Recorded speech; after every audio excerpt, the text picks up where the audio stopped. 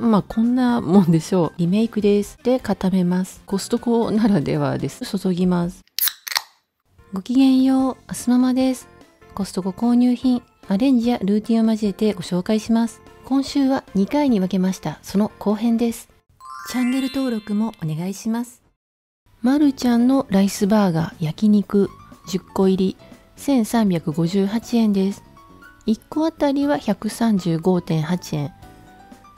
冷凍庫でかさばりますけれどもね、カートインしている人を見てたら買いたくなりました。初購入です。製造は愛媛県。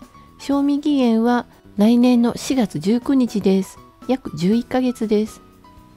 5個ずつに分かれています。個包装になっているのは助かりますね。このままレンジで加熱します。やけどに気をつけつつ広げます。この包み紙がよくできていて、余分な油を吸いつつ表面まで染みないので使いやすいですね。ライスの直径は 75mm です。もっちりしてます。中身はこんな感じで、タレが絡んだ牛肉と玉ねぎ。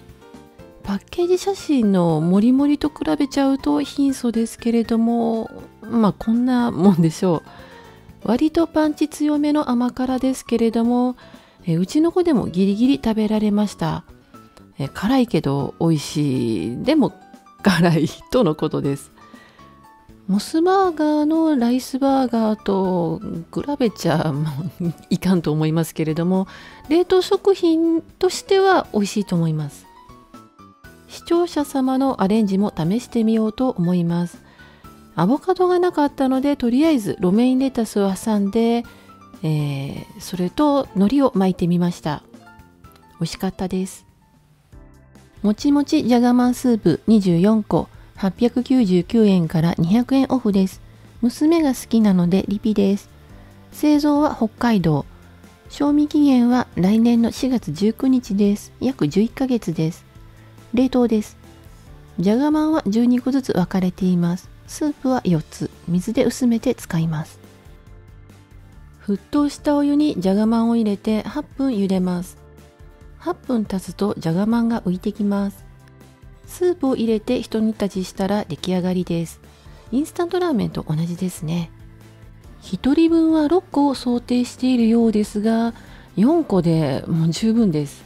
ネギなどのお野菜がなかったのでパセリを振りました。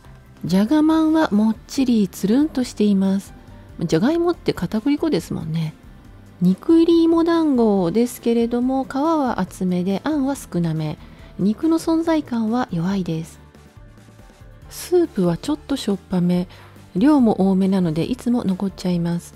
雑炊にリメイクです。オートミール、冷凍しておいたエリンギと長ネギ、卵を入れました。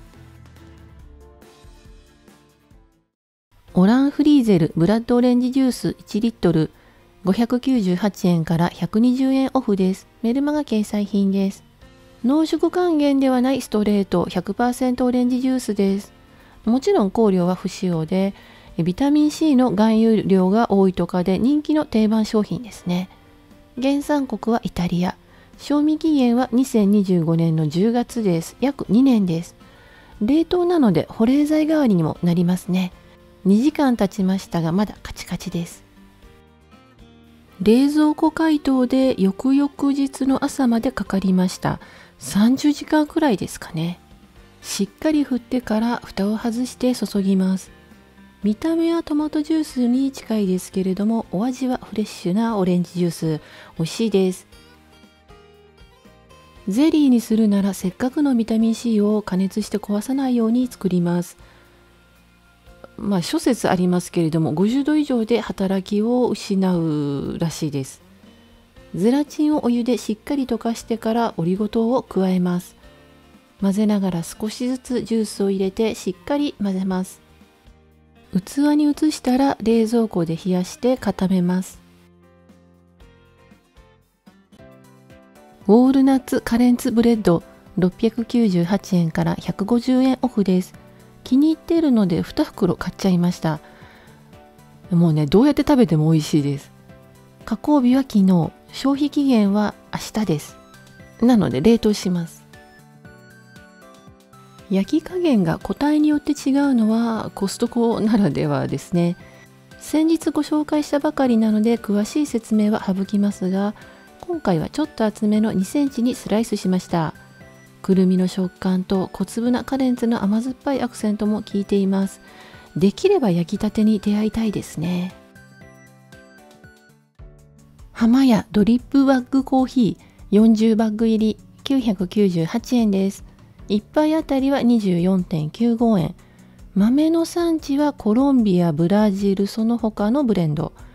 賞味期限は来年の5月1日です。約1年です。フィルターの上部を破ってカップに引っ掛けてお湯を 140ml 注ぎます。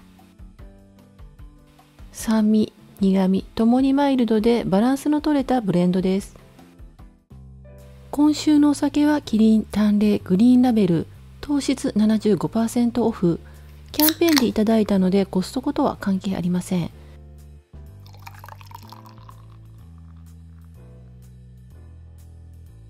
メニューは舞茸と三元豚のだしバター醤油炒め、ロメインレタスと発芽大豆のサラダ、新じゃがの素揚げ、新玉ねぎとスケソウダラのすり身スティックの天ぷらです。